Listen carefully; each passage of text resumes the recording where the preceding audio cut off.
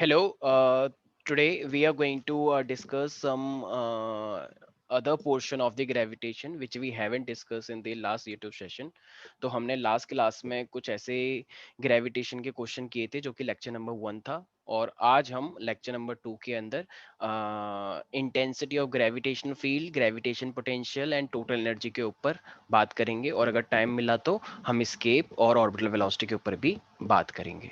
Okay, तो let's start with the same. तो अब हम कुछ न्यूमेरिकल लेंगे. न्यूमेरिकल पोर्शन काफी इंपॉर्टेंट होता है. तो उससे पहले मैं कुछ ये फॉर्मूलेस बता देता हूँ जैसे कि हमने पढ़ा था. तो ये तो हमने लास्ट क्लास में देख लिया था कि जो ग्रेविटी होती है हमारे पास डेप्थ में, तो जी वन माइनस का डी बाई आर होती है, राइट. तो ये ग्रेविटी तो होती है सरफेस के ऊपर, लेकिन जब आप डेप्थ में जाते हो तो वो नई ग्रेविटी बनती है. तो ये नई gravity is equal to g one minus d by r. इस पे भी हमने कुछ क्वेश्चन किए थे लास्ट क्लास में. हाइट पे जाते हैं तो जी डैश, ये फॉर्मूले हमें याद रखना है हर कंडीशन में. जी वन माइनस का टू एच अपॉन आर, मतलब अगर हाइट पे जाते हो तो ज्यादा कमी आती है. ठीक है, अगर आप डेप्थ पे आ रहे हो तो इतनी कमी नहीं आ रही. कमी तो आ रही है दोनों में, लेकिन इसमें इतनी कमी नहीं आ रही, लेकिन इसमें ज्यादा कमी आ रही है क्योंकि ये टू एच है. ठीक है, तो इसका मतलब ये हाइट के लिए फॉर्मूला बनता है. ये हमने काफी बार किया है, न्यूमेरिकल भी किए हैं लास्ट से उसमें. ठीक है, अब ये मेरे पास जैसे कि बताया था कि हम इक्वेटर और पोल पे कहाँ पे ज्यादा होता है, तो ये चल रहा है किसी वेलोसिटी से. ठीक है, ये ओमेगा है, एंगुलर वेलोसिटी. ठीक है, तो ये थीटा है. तो ये थीटा मतलब यहाँ से लेते हैं हम हमेशा इक्वेटर से. तो अगर इक्वेटर पे आ जाएंगे हम राइट नाउ यहाँ पे, तो ये अल्फा एंगल कितना बन जाएगा, जीरो. तो अल्फा एंगल जीरो होगा तो कॉस जीरो कितना होता है, वन. तो इसका मतलब जी में से मैक्सिमम अमाउंट माइनस हो रहा है, क्योंकि भाई बाहर की साइड भी तो एक वो लग रहा है ना, सेंट्रीफ्यूगल, पता होगा. तो अगर अर्थ गोल गोल घूम रहा है और वेट हमेशा सेंटर की तरफ लगता है हमारा, तो जब वेट सेंटर की तरफ लग रहा है और बाहर कुछ हम गोल गोल घूम रहे हैं तो बाहर की साइड एक वेट है, तो उसमें से कुछ हिस्सा माइनस हो रहा है ना. तो इसका मतलब इक्वेटर पे हमारा वेट कम होता है. और जब हम पोल पे चले जाते हैं तो ये पोल पे ये अल्फा कितना हो जाएगा, 90. तो जब ये अल्फा 90 हो जाएगा तो कॉस 90 कितना होता है, जीरो. और जब ये कॉस 90 जीरो हो जाएगा तो इसका मतलब ये पूरा की पूरा जीरो हो गया. तो जी अल्फा इज इक्वल टू जी. इसका मतलब मेरे पास ये जी लग रहा है सिर्फ और सिर्फ एक, और यू कैन से मैक्सिमम जी, क्योंकि ऊपर तो कोई सेंट्रीफ्यूगल अब लग ही नहीं रहा. तो पूरा का पूरा वेट नीचे तो लगेगा. जब हम यहाँ पर आते हैं तब बाहर की साइड लग रहा था. विजुअलाइज करना पड़ता है हमें ऐसी चीजों के लिए. ठीक है, तो इस पे भी हमने लास्ट क्लास में डिस्कशन किया था, और ये फॉर्मूला में याद रखना है. मान लो बीच में आ गए 45, तो फिर एंगल में 45 रखना पड़ेगा. तो कुछ वेट हल्का सा माइनस होगा. ठीक है, इसी तरीके से मेरे पास ग्रेविटेशनल पोटेंशियल एनर्जी होती है. जैसे हर अर्थ की भी अपने आप में ग्रेविटेशनल फील्ड इंटेंसिटी है. ठीक है, ग्रेविटेशनल फील्ड इंटेंसिटी जिसके अंदर अगर आप हैं तो अर्थ आप पे फोर्स लगाता है, लेकिन जैसे ही आप इससे बाहर निकल जाओगे तो अर्थ का वजूद आपको फील नहीं होगा. तो ये इंटेंसिटी का फॉर्मूला हमेशा क्या होता है, एफ अपॉन एम. और एफ का मतलब क्या होता है, G M m by are square.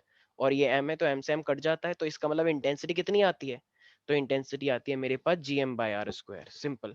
तो आप फील्ड के अंदर कहीं पर भी हैं तो उस फील्ड का जो फोर्स है, जो फील्ड है, वो कितनी होती है, जीएम बाय आर स्क्वायर. तो ये आर है, ठीक है, इस पॉइंट पे है तो जीएम बाय आर स्क्वायर. लेकिन मान लो अगर मैं सरफेस पे ही आ गया, तो सरफेस पे ही अगर मैं आ गया तो यही यार एक तरह से रेडियस ऑफ अर्थ बन जाएगा. अगर मैं सरफेस पे ही हूँ अर्थ के, तो अगर मैं सरफेस के अर्थ पे तो यही यार मेरा रेडियस ऑफ अर्थ, तो ये जीएम बाय आर स्क्वायर हो जाएगा. और जीएम बाय आर स्क्वायर तो हमें पता ही है, यही तो होता है acceleration due to gravity, small g. तो सरफेस पे तो वही जी लगता है.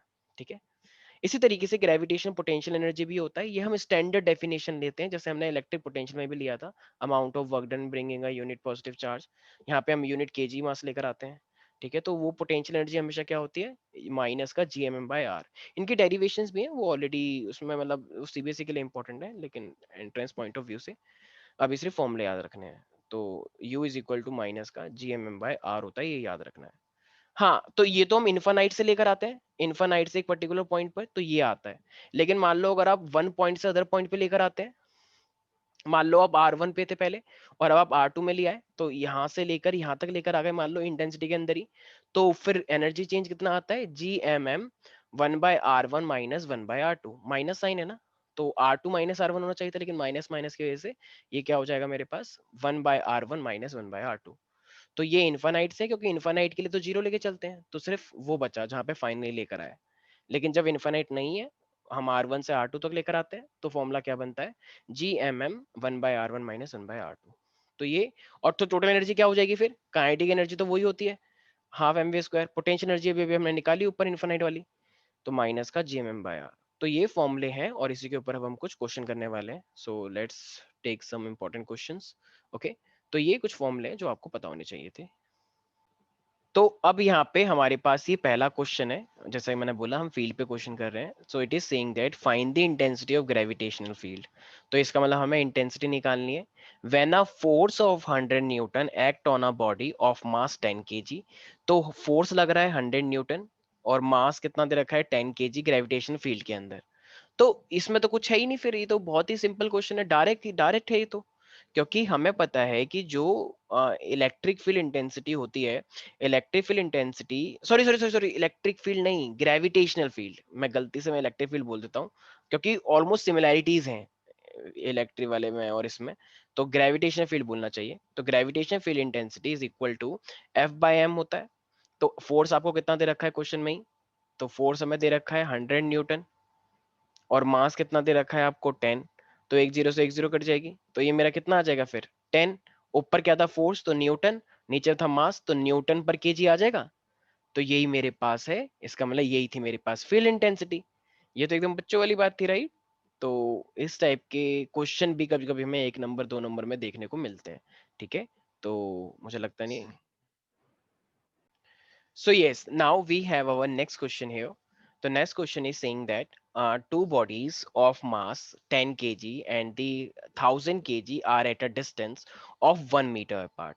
मतलब आपके पास दो masses दे रखे हैं, एक 10 kg का है और एक 1000 kg का है, और वो आपस में 1 मीटर दूर है सिर्फ आपस में।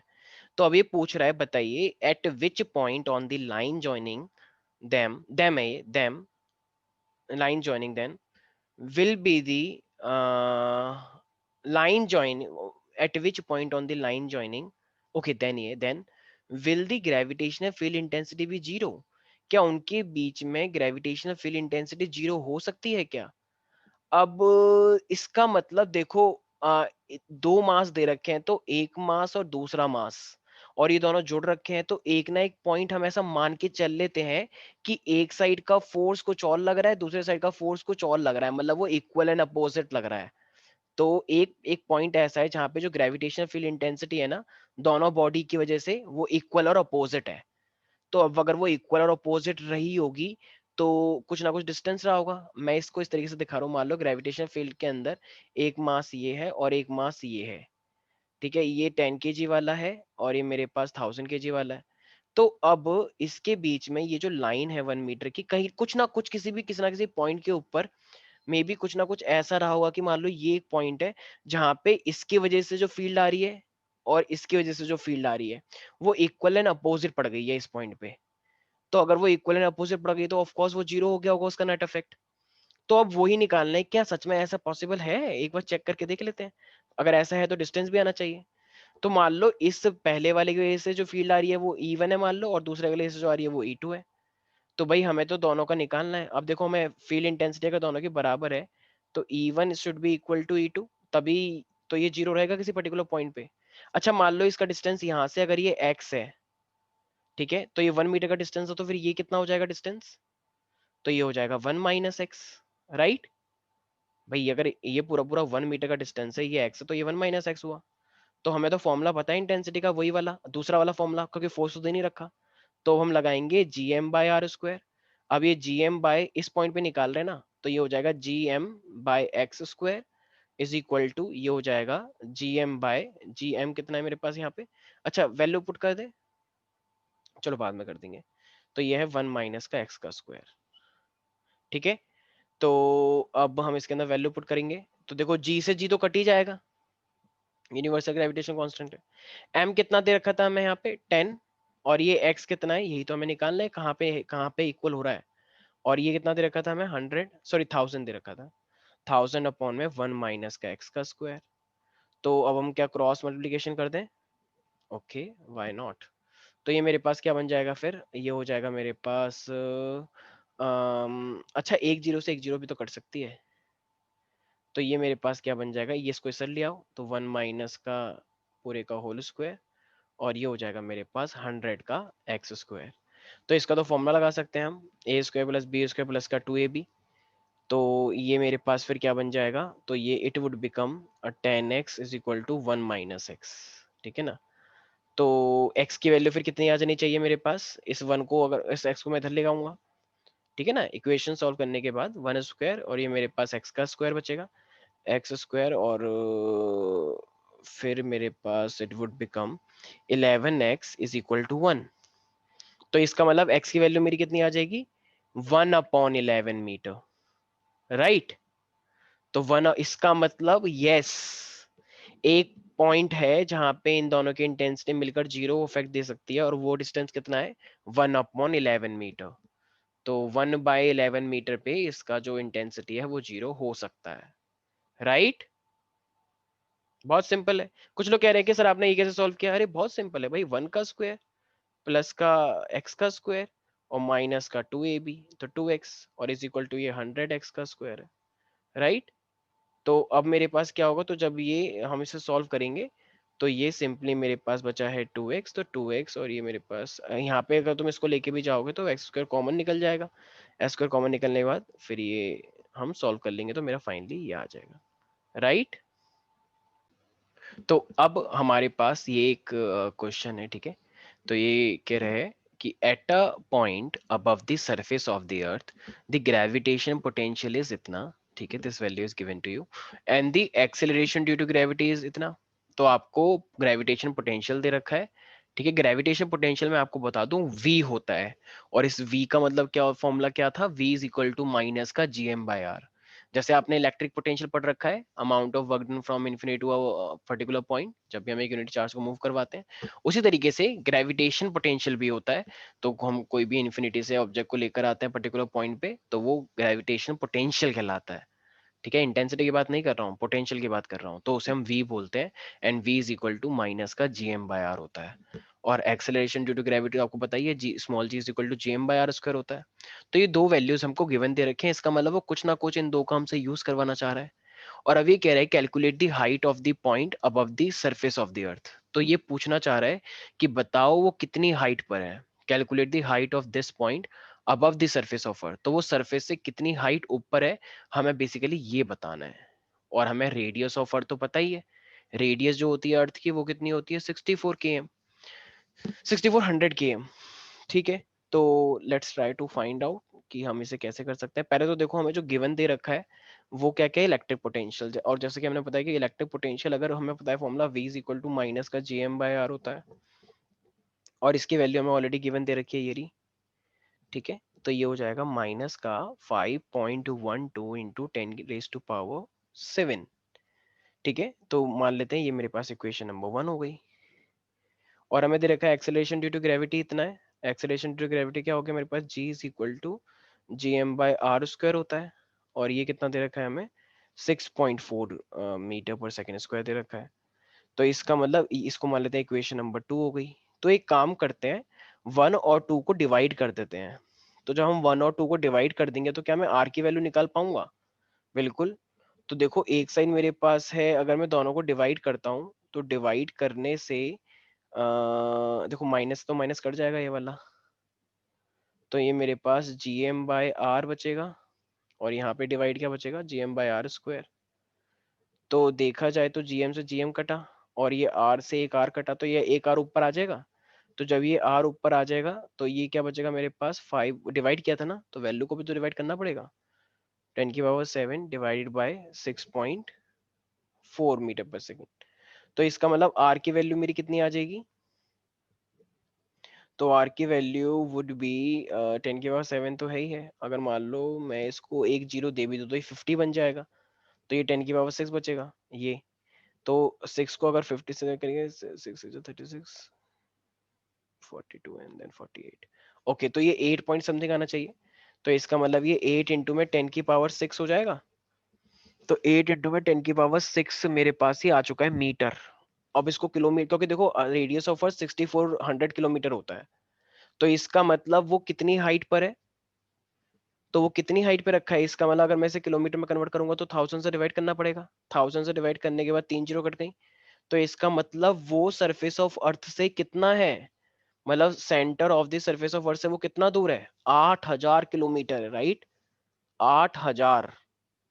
और ये रेडियस ऑफ अर्थ कितना होता है, 6400 किलोमीटर। तो इसका मतलब वो कितना दूर हुआ फिर सरफेस के सरफेस से, देखो ये मेरे पास जो रेडियस ऑफ अर्थ होती है ये मेरे पास है 6400 किलोमीटर, और जो ये वाला ऑब्जेक्ट है, ये वाला ऑब्जेक्ट है मेरे पास 8000 किलोमीटर पे। तो इसका मतलब ये सरफेस ऑफ अर्थ से फिर कितना है, तो of course we can subtract it. तो 8000 में से अगर मैं 6400 क्योंकि उसने यही तो पूछा था ना कि सरफेस से कितना है, ये जो डिस्टेंस निकल के आई तो सेंटर से निकल के आता है आर, ठीक है, कि कितना डिस्टेंस पे आप हो। तो अब उसने पूछा सरफेस से कितना है, तो फिर 6400 में माइनस करना पड़ेगा। तो ये कितना आ जाएगा, फिर 6400 माइनस करेंगे तो ये मेरे पास आ जाएगा 1600 किलोमीटर। इसका मतलब वो सरफेस ऑफ अर्थ से सिर्फ और सिर्फ 1600 किलोमीटर दूर है, राइट। बहुत सिंपल था ये भी। तो जो गिवन डाटा है उसका यूज करके मैंने निकाल लिया, simple. Yes, now we have our next question here. The radius of earth हमें दे रखा है, ठीक है, इन्होंने एकदम एग्जैक्ट निकाल के दे रखा है, ऐसे 6400 नहीं लेना है हमें, मीटर में दे रखा है एग्जैक्टली। मीन डेंसिटी दे, आपको डेंसिटी दे रखी है इतनी, मतलब अप्रोक्सीमेट मीन निकाल रखा है क्योंकि एग्जैक्ट निकालना मुश्किल होता है। और जी की वैल्यू भी 6.67 नहीं ली है, 6.66 इन्होंने ले रखी है, ठीक है। कह रहा है ग्रेविटेशन पोटेंशियल निकालो आप सरफेस के अर्थ के ऊपर। अब डेंसिटी दी है तो डेंसिटी का रूल करते हुए निकालना पड़ेगा क्योंकि मास तो दिया नहीं है भैया। तो अब क्या कर सकते हैं, देखो हमारे पास एक चीज पता है कि जो मास होता है, ठीक है, इफ आई से द मास, तो जो मेरे पास मास होता है, mass is equal to volume into में डेंसिटी होता है। So if my mass is equal to volume into में डेंसिटी, तो अब वॉल्यूम का फॉर्मूला क्या होता है, volume formula is 4/3 pi r cube, और डेंसिटी कितना होता है, रो होता है, राइट। तो रो का मतलब एक तरह से डेंसिटी या डी भी लिख सकते थे। अब हमें डेंसिटी तो गिवन दे रखी है और जी हमें पता ही होता है। एक सेकेंड, आर हमें पता है और डी ये भी पता है, तो ठीक है, इससे तो निकल ही जाना चाहिए। अब हमको अगर उसने ग्रेविटेशन पोटेंशियल बोला है सरफेस पे, तो सरफेस पे तो हमारे पास अभी मैंने फॉर्मूला यूज ही किया, v is equal to minus का GM/r। अब यहाँ पे r क्योंकि सरफेस पे निकालने के लिए कह रहा है तो हम लिखेंगे capital R, surface of I mean radius of अर्थ। तो ये माइनस जी की वैल्यू ऑफ कॉस अभी हम रखेंगे, ये आर है। और मास, मास की जगह पे हम ये क्या रखेंगे, ये वाली ऊपर वाली वैल्यूज, क्योंकि वॉल्यूम इनटू डेंसिटी। तो जब ऊपर वाली वैल्यूज रखेंगे मास की जगह पे, तो 4/3 पाई r क्यूब और इंटू में रो। तो एक आर से एक आर कट जाएगा तो आर स्क्वायर बचेगा। तो ये बचेगा ओवरऑल 4/3 पाई g r स्क्वायर, और ये बचेगा मेरे पास रो, राइट। तो अब हम इसके अंदर जब वैल्यूज पुट करेंगे, तो 4/3, पाई का मतलब 3.14, जी का मतलब 6.66 जो उसने दे रखा है, 10⁻⁻11 इंटू में, मतलब आर भी दे रखा है हमें, राइट। आर कितना है, 6.37 इंटू 10⁻6 हमें क्वेश्चन में गिवन है, और डेंसिटी भी हमें गिवन है। तो देखा जाए तो इसमें तो हमें कुछ करना ही नहीं पड़ा, सब कुछ तो गिवन ही था। बस हाँ ये है, कैलकुलेशन थोड़ी टिपिकल हो सकती है, तो पहले पावर्स को सॉल्व कर लें, ठीक है, उसके बाद फिर मल्टीप्लाई कर लें, अप्रॉक्सिमेट आंसर निकल के आ जाएगा, ठीक है। तो ये हाँ माइनस साइन भी है, माइनस में भी आंसर आता है पोटेंशियल का, ठीक है। तो ये हमें कैलकुलेट करना पड़ेगा भाई, देखो कैलकुलेशन तो मैं खुद करनी है। तो पहले पावर सॉल्व कर लो, उसके बाद जितना ही मल्टीप्लाई अप्रॉक्सिमेट आंसर निकाल दो, ठीक है। तो ये सिंपल है, हमें कॉन्सेप्ट ये याद रखना है कि मास वॉल्यूम इनटू डेंसिटी से निकलता है, फॉर्मूला ये है, मास की जगह पे ये कर दिया, डायरेक्ट वैल्यू जो जो हमें क्वेश्चन में गिवन दे रखी थी सारी की सारी, ये रहा, ये रही, ये सब गिवन वैल्यूज है, तो इसके अकॉर्डिंग हम आंसर निकाल लेंगे। Very simple it is. Next question we have the gravitation field intensity. इस बार हमें ग्रेविटेशनल फील्ड इंटेंसिटी दे रखी है एक पॉइंट पे, which is 10,000 kilometre, 10,000 kilometre from the centre of the अर्थ। तो 10,000 किलोमीटर दूर है वो, ठीक है, जो कि दे रखी है इतनी ग्रेविटेशन फील्ड इंटेंसिटी। अब ये कह रहे हैं calculate the potential at that point. इसका मतलब आपको इंटेंसिटी दे रखी है लेकिन पोटेंशियल अब वो आपसे निकालने के लिए बोल रहा है। तो अब देखो भाई, हमें एक बात पता है कि electric field intensity, sorry gravitation field intensity जो होता है उसका क्या फॉर्मूला होता है, E is equal to GM/r square, right. सबसे पहले हमने यही तो पढ़ा था। और जो ग्रेविटेशन पोटेंशियल होता है उसका फॉर्मूला क्या होता है, माइनस का GM/r, अभी तो पढ़ा हमने यही। तो माइनस का GM/r ये होता है, और इलेक्ट्रिक फील्ड हमारे पास ये होता है। निकालना चाहता है, निकलवाना चाहता है वो आपसे V, और ये आपको दे रखा है। तो क्यों ना एक काम करे, दोनों को डिवाइड करके देखे क्या, जरा V को E से डिवाइड करना। अगर हम v को e से डिवाइड करेंगे तो v की वैल्यू क्या है, माइनस का gm/r, और e क्या है, gm/r। तो gm से gm कट जाएगा, और सॉरी सॉरी सॉरी, ये r स्क्वायर है ना, तो यहां से एक r ये कट जाएगा, तो ये r फिर ऊपर आ जाएगा, राइट, एम आई राइट। तो इसका मतलब ये r मेरे पास माइनस r, ये ऐसे ऊपर आ जाएगा, ठीक है भाई। तो अब अगर मुझे v निकालना है तो v should be equal to minus का, इस e को इधर ले जाओ, तो a इंटू आर हो जाएगा। अब आपको क्वेश्चन में तो ये दे ही रखा है, e की वैल्यू आपको देखो, electric field intensity, sorry sorry, मैं हमेशा ग्रेविटेशन फील्ड इंटेंसिटी को इलेक्ट्रिक फील्ड बोल देता हूँ, माय बैड, ठीक है।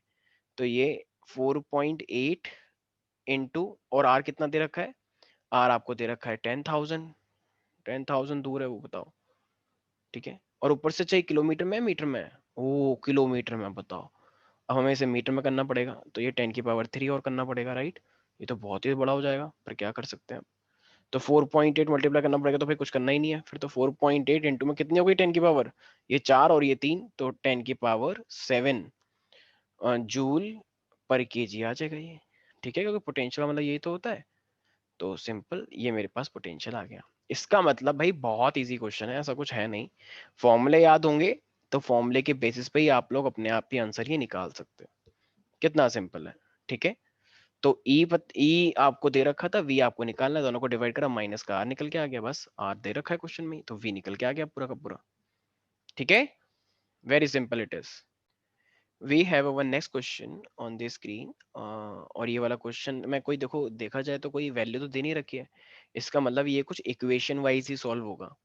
The radius of the earth is R, ठीक है, रेडियस ऑफ अर्थ जो है वो मेरे पास आर है, and the acceleration due to gravity at its surface is g. तो सरफेस पे जो एक्सेलरेशन ड्यू टू ग्रेविटी है वो मेरे पास जी है। Calculate the work done. Calculate the work required in raising a body of mass m to a height h from the surface of the earth. इसका मतलब हमें वर्क डन निकालना है। तुम सरफेस से लेकर, जैसे मेरे पास कोई भी अर्थ रहा होगा, मान लो ये अर्थ है, ठीक है। अब इस अर्थ के ऊपर बेसिकली एक ऑब्जेक्ट यहाँ पर है, अब इसको हम पर्टिकुलर किसी हाइट पे लेके चले गए हैं यहाँ पे। तो अंदर का तो यहाँ से लेकर यहाँ तक तो ये रेडियस होता है। तो इस रेडियस यहाँ पर वो पहले से था आर पर वो पहले से था, और अब वो हाइट पे चला गया, तो टोटल कितना हो गया आर प्लस एच। तो इसका मतलब पहले वो आर पे था और अब वो आर प्लस एच पे चला गया है। तो इतना से इतना करने पे ही कितना वर्क डन लगा, हमें ये निकालना है। भाई हमको ऑलरेडी पता है वर्क डन जो होता है वो चेंज इन काइनेटिक एनर्जी या फिर चेंज इन पोटेंशियल एनर्जी भी हम यहाँ पे बोलते हैं। तो वर्क डन अगर निकालना है तो work done is, work energy theorem भी तो पढ़ा है सबने। तो वर्क एनर्जी थ्योरम, तो अब यहाँ पे काइनेटिक तो है ही नहीं, तो पोटेंशियल एनर्जी लिखेंगे फिर हम। तो वर्क डन कैसे निकालते हैं, चेंज इन पोटेंशियल एनर्जी, ठीक है। तो अब इसका मतलब पोटेंशियल एनर्जी कैसे, फाइनल माइनस इनिशियल होता है, और पोटेंशियल एनर्जी का फॉर्मूला तो मैंने पहले ही पढ़ रखा है, जीएमएम/आर होता है। तो इसका मतलब अगर मैं वर्क डन निकालूंगा तो फाइनल पोटेंशियल एनर्जी कितनी है, माइनस का जीएमएम/आर फॉर्मूला होता है ना, तो जीएमएम/आर, लेकिन यहाँ पे आर कितना हुआ टोटल, तो यहाँ पे आर हुआ आर प्लस एच, क्योंकि वो इतनी हाइट पे ही तो है। तो ये फाइनल पोटेंशियल एनर्जी कितनी है, आर प्लस एच माइनस, और इनिशियल कितनी है, ये तो फॉर्मूला ही है, GMM/R। तो पहले वो कहाँ पे था, आर पे था, तो इसलिए नीचे आर। भाई नीचे डिस्टेंस लिखा जाता है, कुछ बच्चे कहते हैं आर प्लस एच कहाँ से है, अरे भाई टोटल डिस्टेंस लोगे ना भाई सेंटर से, तो हाइट पे पहुंच चुका है वो, इसीलिए। तो अब और ये माइनस तो लगना ही है क्योंकि एनर्जी चेंज निकाल रहे हैं हम। तो अब बताओ यहाँ से क्या चीज कॉमन निकल पा रही है, देखो ये माइनस माइनस प्लस हो गया, तो जब ये माइनस माइनस प्लस हो गया है तो इसको मैं आगे ले आऊं और इसको पीछे कर देता हूँ, क्योंकि आगे पॉजिटिव थोड़ा ठीक लगता है। तो ये मेरे पास क्या हो जाएगा, जीएमएम को कॉमन, जीएमएम कॉमन निकल जाएगा। तो यहाँ पे क्या रहेगा, 1/r और माइनस ये वाला, तो जीएमएम कॉमन निकाले तो ये बचेगा आर प्लस एच। तो ये इक्वेशन वाइज यहाँ पे सॉल्व हो चुका है। लेकिन कभी कभी जब हम नीट और जेई के कुछ एंट्रेंस एग्जाम देखते हैं तो वहाँ पे इतना सिंपल में नहीं दिया होता है, वहाँ पे कुछ अलग तरीके से दिया होता है, तो इसका मतलब हमें कुछ ना कुछ करना पड़ेगा। अब वो क्या दिया होता है वो मैं बताता हूँ अभी। देखो अब यहाँ पर हमारे पास इतना दिया हुआ है, तो देखो एक चीज मैं क्या कर सकता हूँ, जब आप इसकी क्रॉस मल्टीप्लीकेशन करोगे तो आर प्लस एच इधर आ जाएगा और इधर की साइड आर चले जाएगा, राइट। भाई ये वाला इधर आ जाएगा आर प्लस एच, माइनस ये वाला आर इधर आ जाएगा, तो आर से आर कट जाएगा। तो ऊपर सिर्फ बचेगा h, राइट। क्रॉस मल्टीप्लिकेशन करते हैं तो ये हो जाएगा जी एम एम, यहाँ पे बचेगा ऊपर r plus H minus R, तो ये बचेगा सिर्फ h, r से r कट गया। और नीचे क्या करते हैं फिर, उस मल्टीप्लाई कर देते हैं r plus H, right. Okay, हमें एक फॉर्मूला पता है, अगर मुझे स्मॉल जी के टर्म्स में निकालने के लिए कहता है तो हमें पता है g is equal to G M by R square होता है। तो फिर gm क्या हो जाएगा, तो ये तो हमने पहले भी पढ़ रखा है। तो gm इज इक्वल टू, क्या मैं जी आर स्क्वायर बोल सकता हूँ, मुझे इससे कैपिटल जी नहीं स्मॉल जी के टर्म्स में निकालना है, क्वेश्चन नहीं कह रहा है मान लो। तो इस gm की जगह पे मैं क्या लिख सकता हूँ, तो ये हो जाएगा मेरे पास जी आर स्क्वायर, राइट। ये मेरे पास है स्मॉल m इंटू एच और divided by R plus H. तो अब क्या होगा, एक आर से एक आर कट जाएगा, राइट। तो फाइनली फिर ये मेरे पास क्या बन जाएगा, इट मीन्स हमसे वो यही पूछना चाह रहा था स्मॉल जी के टर्म्स में, M G H, not M D H, M G H, और ये हो जाएगा मेरे पास आर प्लस का एच, राइट। भाई एक आर से एक आर कट गया, एम जी एच अपॉन में आर प्लस का एच हो गया, सिंपल। एक second, am I doing something wrong, R और ये आर मेरे पास है, तो एक आर से एक आर, ओ ऊपर आर भी तो है, okay okay okay okay, M G H, और यहाँ पे एक आर भी तो बचा, काटा था ना हमने एक, ओके ओके, तो ऊपर एक आर भी बचा। अच्छा क्यों ना एक काम करें, यहाँ से एक आर को अगर मैं कॉमन ले लूंगा, तो कॉमन लेने से एक आर का कट जाएगा, तो ये एच अपॉन, बिल्कुल सही, ऐसे भी तो कर सकते हैं। देखो मैं क्या कहना चाह रहा हूँ, तो अगर ये मेरे पास एम जी एच है, तो देखो एम जी एच इंटू में आर है, राइट। तो इसे एक काम करो, नीचे से ना इस आर को कॉमन ले लो, जब भी हम ऐसे आर को कॉमन लेते हो तो ये वन बचता है और ये एच अपॉन आर बचता है, सिंपल मैथमेटिक्स है ना भाई। जिसके पास कॉमन ही नहीं है तो वहां पे करना पड़ेगा आर, ताकि वो कट जाए। तो अब इस वाले आर से ये वाला आर कट जाएगा, कॉमन ले लिया हमने उससे, सिंपल ऐसे करते हैं फिजिक्स के अंदर काफी। तो ये क्या बचेगा मेरे पास, एम जी एच अपॉन में वन प्लस का आर, ये एंट्रेंस एग्जाम में काफी आता है, यही वाला ऑप्शन था, आई रिमेम्बर दैट। तो इस तरीके से भी इक्वेशन वाइज भी निकाल सकते, कुछ लोग यहाँ तक करते हैं वो भी सही है, सीबीएसई में यहाँ तक सही है, लेकिन एंट्रेंस एग्जाम में वो ऐसे पूछता है। तो तुमको आना चाहिए कि किस तरीके से सॉल्व किए जाते हैं किसी भी तरीके कोई भी इक्वेशन, सारा मैथ्स का शब्दों का खेल है, ठीक है। तो ये सारा इस तरीके से हमें याद रखना है, राइट। तो आई होप यहाँ तक किसी को दिक्कत नहीं है, मैथमेटिक्स है थोड़ी। तो यहाँ पे तो चलो हमारे पास क्वेश्चन हो गए किस टाइप के, कि जो इलेक्ट्रिक पोटेंशियल के ऊपर थे। अब हमारे पास हम ले रहे हैं सबसे इंपॉर्टेंट टॉपिक जिसका नाम है एस्केप वेलोसिटी। तो ये एस्केप वेलोसिटी अपने आप में क्या होता है, तो can we say that is a minimum velocity which is required to project a body vertically upward, so that it never come back, so that it may just escape the gravitational field of the earth, and if it is escaping from the gravitational field, so it is not coming back, right। तो अगर कोई भी speed से, मैं जितनी speed से फेंक रहा हूँ तो वो दोबारा कभी वापस नहीं आएगी, तो इसकी डेरिवेशन हमने कर रखी। तो इसकी डेरिवेशन तो चलो ठीक है। तो मेन अभी हमें क्या याद रखना है, तो स्केप वेलोसिटी एक ऐसी वेलोसिटी होती है जिससे तुम कोई भी ऑब्जेक्ट को भेजते हो तो वो कभी वापस नहीं आती। तो जब वापस नहीं आती तो उसका फॉर्मूला हमारे क्या करा था, तो स्केप वेलोसिटी हमारे पास होता है 2gm/r। ये फॉर्मूला हमें याद रखना है स्केप वेलोसिटी का। तो आप कभी भी किसी ऑब्जेक्ट को फेंक रहे हो तो वो इतनी, आपको इतनी मिनिमम वेलोसिटी से उसे फेंकना है कि वो कभी वापस ही ना आए, ग्रेविटेशन फील्ड को क्रॉस कर जाए। जैसे कोई भी हम सैटेलाइट, सैटेलाइट तो नहीं, बट कोई भी चीज ऐसी जो हमें स्पेस में भेजनी है तो उसके लिए एस्केप वेलोसिटी चाहिए होता है, वरना तो वो वापस ही आ जाएगा क्योंकि ग्रेविटेशन फील्ड की वजह से। तो ये हमारे पास आया था फॉर्मूला। अब देखो हमें बताइए, तो चलो 2gm/r हो गया, लेकिन अभी अभी हमने एक सेकंड पहले क्या देखा, g is equal to gm/r square होता है। तो फिर ये क्या हो जाएगा, gm और gr स्क्वायर हो जाएगा। तो इट मीन्स फिर हम इसको कैसे ले सकते हैं, तो अगर मैं gm की जगह पे gr स्क्वायर लिख दूं तो कोई दिक्कत है क्या, कोई बिल्कुल कोई दिक्कत नहीं होगी। तो ये gr स्क्वायर, ये चीज बहुत सिंपल है। तो इसका मतलब मेरे पास escape velocity के टू फॉर्मूलेज हैं, एक 2gm/r और एक √2gr। कैपिटल जी के टर्म्स में ये होता है, स्मॉल जी के टर्म्स में ये होता है। तो ये escape velocity है जिससे कोई भी चीज वापस नहीं आती है। तो अब हम इसी के ऊपर कुछ इंपॉर्टेंट क्वेश्चन लेते हैं, राइट। तो हमें ये चीजें ध्यान रखनी है। अब एक फॉर्मूला ये हुआ, एक फॉर्मूला ये हुआ। अच्छा एक फॉर्मूला ना हमारे पास वैसे हम चाहें तो और भी ले सकते हैं, कि जिसमें मान लो डेंसिटी के टर्म्स में मैं बात करना चाह रहा हूँ।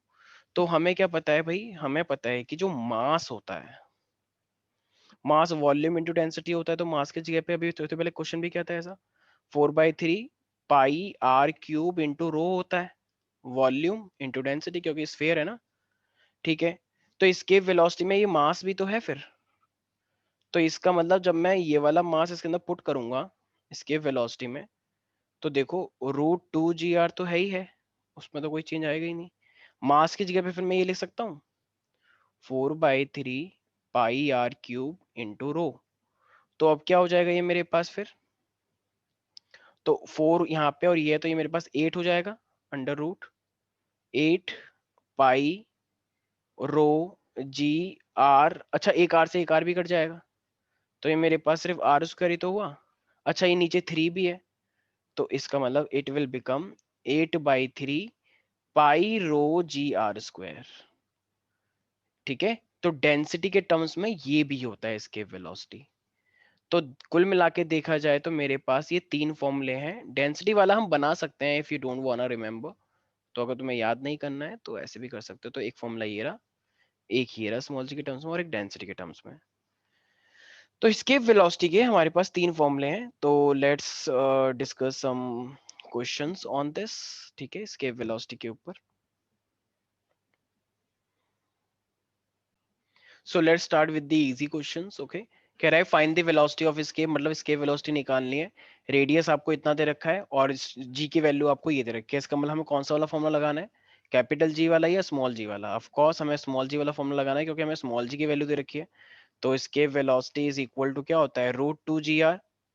अब √2 g r है तो √2 की वैल्यू 2 होती है, जी की वैल्यू 9.8 होती है, और रेडियस हमें कितना पता है 6400 kg, तो हमें तो मीटर में लेना होता है, लेकिन 6.4 इंटू 10⁶ हो जाएगा।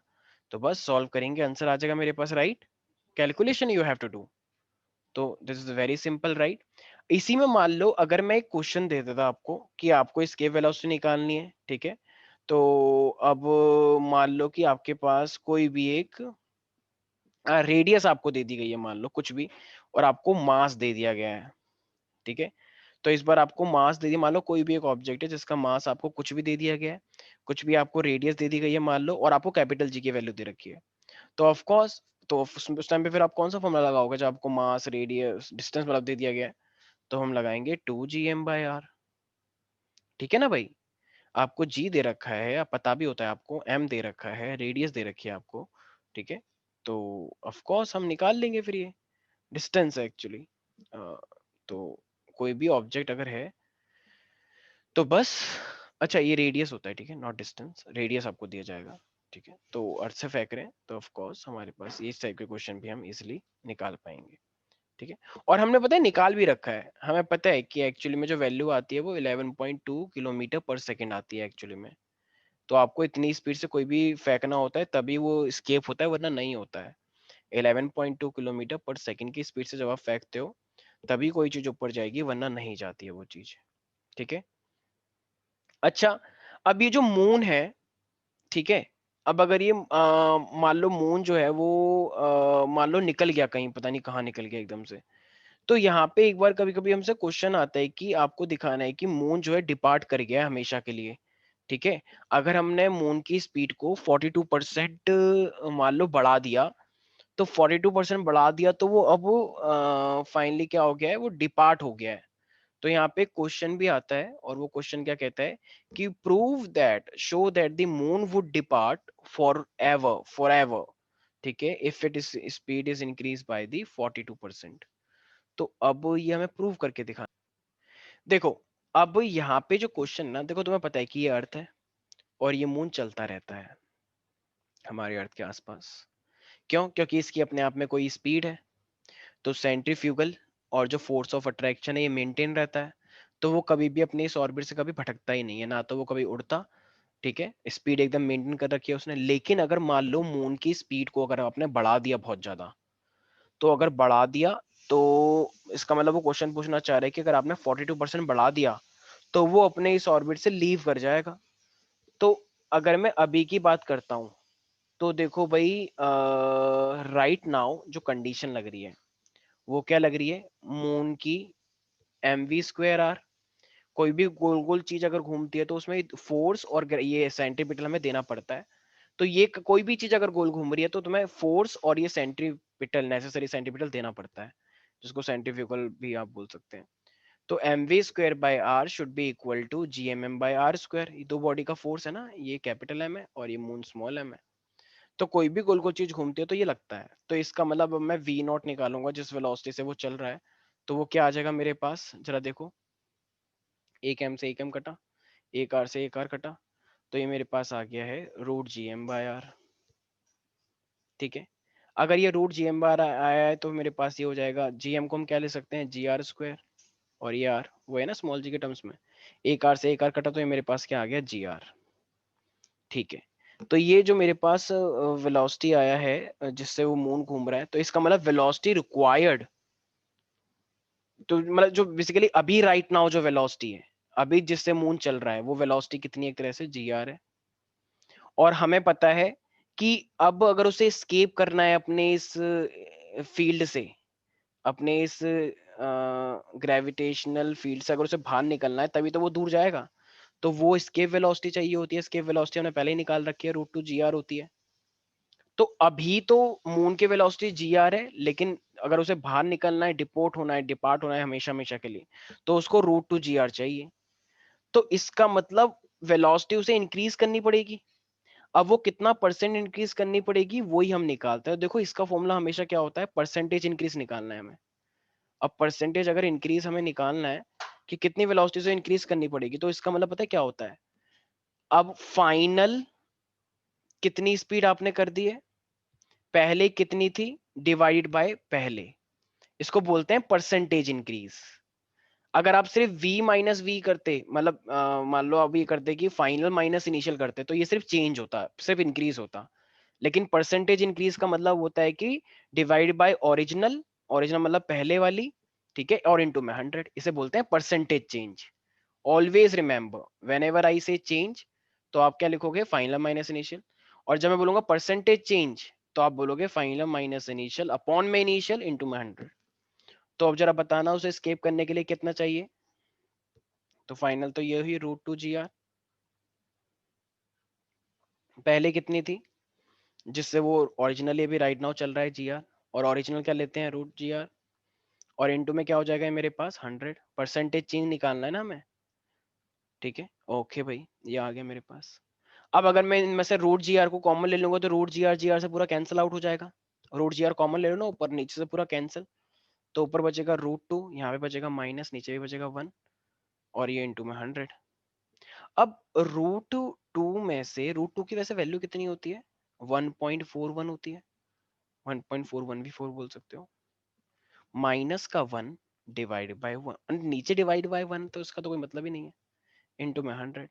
अब 1.4 में से 41 में से आपको 1 माइनस करना है तो कितना आता है मेरे पास, 0.41 आ जाएगा, और ये इंटू 100 है। तो इसका मतलब ये कितना आ गया फिर मेरे पास, 41.4% आ गया। 41.4% अप्रोक्सीमेट देखा जाए तो 42% जैसा है, मतलब आई नो एग्जैक्टली नहीं है बट, तो इसका मतलब अगर मून को हमारे अर्थ से लीव आउट करना है, ऐसे डिपोर्ट करना है, डिपार्ट करना है हमेशा हमेशा के लिए, तो उसकी वेलोसिटी में कितना परसेंटेज इंक्रीज हमें देना पड़ेगा, तो इंक्रीज हमें देना पड़ेगा 42% का। ठीक है, तो ये चीज हमें याद रखनी है। तो 42% इंक्रीज होगा तभी वो मून अपने उससे लीव आउट करेगा। तो पहले इतने से चल ही रहा है रूट जी आर से, आपको स्केप देना पड़ेगा, बस वो तो चेंज निकाल लिया हमने, सिंपल है, कितना इजी है, राइट। एक लास्ट क्वेश्चन लेते हैं, ठीक है, स्केप वेलोसिटी पे, और उसके बाद स्केप का टॉपिक हम खत्म करते हैं यहाँ पे। अब ये लास्ट क्वेश्चन है, इस पे हम थोड़ा ध्यान देते हैं। कह रहे कैलकुलेट, ये कैलकुलेशन मैंने गलती से लिख दिया है, okay, calculate the escape velocity for an atmospheric particle, कोई भी एक पार्टिकल है, ठीक है, और वो 1600 किलोमीटर हमसे दूर है सरफेस से। तो सरफेस पर तो 64 kgm रहता ही रहता है, अर्थ की रेडियस, और वो उससे 1600 किलोमीटर और दूर है, ठीक है, and the acceleration due to gravity is इतना। तो ये सब तो हमें ऑलरेडी पता है, इसका मतलब हमें एक एस्केप वेलोसिटी निकालना है एक ऐसे पार्टिकल के लिए जो ऑलरेडी ही सरफेस से थोड़ा सा दूर है, राइट। इसका मतलब अगर ये मेरे पास अर्थ है, तो वो सरफेस के अर्थ के ऊपर नहीं खड़ा है, बल्कि वो ऑलरेडी थोड़ा-सा ऊपर है। अब यहाँ से, अब ये फील्ड है हमारे पास। अब हम इसे यहाँ से कितनी वेलोसिटी दें कि वो एस्केप कर जाए? इसका मतलब वो लड़का जो है वो ऑलरेडी किसी न किसी हाइट पे है ऑलरेडी। अब उसे हम कितनी दें वेलोसिटी, कितनी एस्केप वेलोसिटी दें कि वो उससे लीव कर जाए? तो ठीक है, इसको भी तो अगर अगर वो पहले से ही 1600 किलोमीटर अबव द सरफेस है, तो देखो हमारे पास एस्केप वेलोसिटी का फॉर्मूला क्या होता है, रूट जी आर होता है, स्मॉल जी। लेकिन अब वो पहले से ही किसी पर्टिकुलर हाइट पे, तो अब वो कितना हो जाएगा, रूट, क्योंकि वो हाइट पे तो रूट जी एच, और हम लिखेंगे आर, नहीं लिखेंगे आर प्लस एच लिखेंगे ना, क्योंकि वो पर्टिकुलर पहले से ही हाइट पे है। ठीक है भाई, ओके फाइन। और हमारे पास ना देखो एक जीएच का एक फॉर्मूला हमने पढ़ा था, तो ये फॉर्मूला आपको याद रखना है कि जब भी कोई भी हाइट पे होता है ना, तो उसके लिए फॉर्मूला ये लगता है। ठीक है, ये वही वाला फॉर्मूला है, g dash equal to g one minus का h, two h upon R. तो उससे पहले ही ये हमारे पास एक ये वाला फॉर्मूला भी रखता है, ये फॉर्मूला आपको याद रखना है सब बच्चों को। मतलब टू आने से पहले, वन माइनस का टू एच अपॉन आर आने से पहले, वो पहले ये होता है, डेरिवेशन में था ये। तो डोंट वरी, हम बताएंगे। तो अभी के लिए राइट नाउ बस याद करो, जी आर स्क्वायर अपॉन में आर प्लस एच का होल स्क्वायर होता है। तो ये जी एच लगता है क्योंकि वो हाइट पे होता है, तो हाइट पे हमेशा इतना ही फॉर्मूला आपको रखना है। तो क्या मैं जी एच की जगह पे ये वैल्यू पुट कर सकता हूँ? ठीक है, तो ये टू, तो जीएच की जगह पे जब मैं ये वाली वैल्यू पुट करूंगा, क्योंकि भाई वो हाइट पर है, तो हाइट पर है तो उसकी ग्रेविटी भी तो चेंज हो रखी होगी, पुरानी वाली थोड़ी होगी ग्रेविटी। तो ये मैंने पुट अप कर दिया। ठीक है, और यहाँ पे ये आर प्लस एच तो है ही है। ठीक है, तो कुछ नहीं करा, ये आपको ऑलरेडी पता है, ये वाला मे बी अभी कुछ बच्चों को नया लग रहा हो। ठीक है, तो कुछ नहीं है, g R square R plus h का होल स्क्वायर हम करेंगे, डोंट वरी। तो अभी के लिए याद कर लो। तो अब देखो हुआ क्या, आर प्लस एच का होल स्क्वायर है, आर प्लस एच है, तो एक से ही कट गया। तो ये मेरे पास क्या आ जाएगा फिर, दो इसके वेलोसिटी, तो इसके वेलोसिटी आ जाएगा मेरे पास टू जी आर स्क्वायर अपॉन में आर प्लस एच, क्योंकि वो ऑलरेडी हाइट पर है। तो ऑलरेडी हाइट पर है, तो उसके लिए ये फॉर्मूला बना। आपको जी पता है, आर पता है, आर पता है, और एच एच आपको दे ही रखा था क्वेश्चन में, 1600 किलोमीटर। तो इसे मीटर में कन्वर्ट कर लेंगे। ठीक है, तो बस वैल्यू पुट करेंगे और हमारा इसके वेलोसिटी आ जाएगा, नहीं आ जाएगा? बिल्कुल आ जाएगा। ठीक है, तो बस वैल्यू पुटअप करेंगे और ये हमारे पास बिल्कुल आंसर हमारे ठीक सामने आ जाएगा। तो बस वैल्यूज हमें ऑलरेडी दे रखी है। तो हमें ये याद करना है कि अगर कोई भी पर्सन अगर हाइट पे होता है, तो उसकी ग्रेविटी भी तो चेंज होती है, हमने फॉर्मूला पढ़ रखा है वैसे भी, g dash equal to g one minus का two h upon R. Two h upon R आने से पहले ही डेरिवेशन में ये आता है। तो इसलिए हम फाइनल फॉर्मूले की जगह पे ये वाला फॉर्मूला यूज करें, क्योंकि ये वाले फॉर्मूले से थोड़ा सा कॉम्प्लिकेट हो जाएगा वो। तो इसलिए जस्ट दो स्टेप पहले का हम ये फॉर्मूला यूज कर रहे हैं, डेरिवेशन में चेक करना। तो ये हम जब इसमें वैल्यू पुट करेंगे जीएच में, तो ये एक आर से आर कट जाएगा। तो फाइनली जब एक पर्टिकुलर हाइट से हम फेंक रहे हैं, तो फॉर्मूला क्या बनता है, टू जी आर स्क्वायर अपॉन में आर प्लस एच। क्वेश्चन में सारी चीजें दे रखी है, वैल्यू पुटअप करेंगे, आंसर मेरा ठीक सामने आ जाएगा। कैलकुलेशन टफ होगी, I know that, but approx में निकालो। तो आज के इस यूट्यूब सेशन के लिए हम इतना ही रखते हैं। तो हमने वैसे तो ऑर्बिटल वेलोसिटी अभी टच नहीं किया है। ठीक है, तो हम नेक्स्ट क्लास में जब आएंगे तो ऑर्बिटल वेलोसिटी और भी टॉपिक्स बचे हैं, सैटेलाइट के ऊपर ही बचा है, टाइम के लिए बचा है। ठीक है, और केपलर्स लॉ ऑल्दो इस बार थोड़ा कट गया है, बट स्टिल हम कुछ क्वेश्चन ले लेंगे नेक्स्ट नेक्स्ट यूट्यूब सेशन में। तो आज के लिए आई होप, बार बार इसको देखना, अगर किसी कोई चीज समझ नहीं आई है तो ऑफकोर्स व्हाट्सएप भी करते हो तुम लोग। तो आई होप, वैसे तो ज्यादा बच्चे आते नहीं है यूट्यूब पर, बट ठीक है, कोई बात नहीं है, तुम अपना नुकसान करोगे। तो बाकी ठीक है, हम मिलते हैं नेक्स्ट क्लास के अंदर, क्योंकि न्यूमेरिकल इसी तरीके से कवर किए जा सकते हैं, वरना क्लास ऑलरेडी, मतलब क्लास में लेंगे तो फिर और हम सिलेबस नहीं कवर कर पाएंगे। ठीक है, सिलेबस इशू नहीं है, लेकिन मेन बात ये है कि अगर, क्योंकि फिजिक्स में देखो न्यूमेरिकल बहुत बड़ा इशू रहता है हमेशा से ही, हर हर क्लास के लिए, चाहे आप कहीं पे भी चले जाओ। तो न्यूमेरिकल हमें अपने आप करने होते हैं, लेकिन ठीक है, जितना कोशिश होगा हम करवाएंगे। तो और इसी तरीके से कवर करने पड़ेंगे, यहाँ पे तो मैं करवा भी रहा हूँ। तो चलो बाकी मिलते हैं नेक्स्ट क्लास में। ठीक है, टेक केयर, आज के लिए इतना ही रखते हैं, बाय बाय।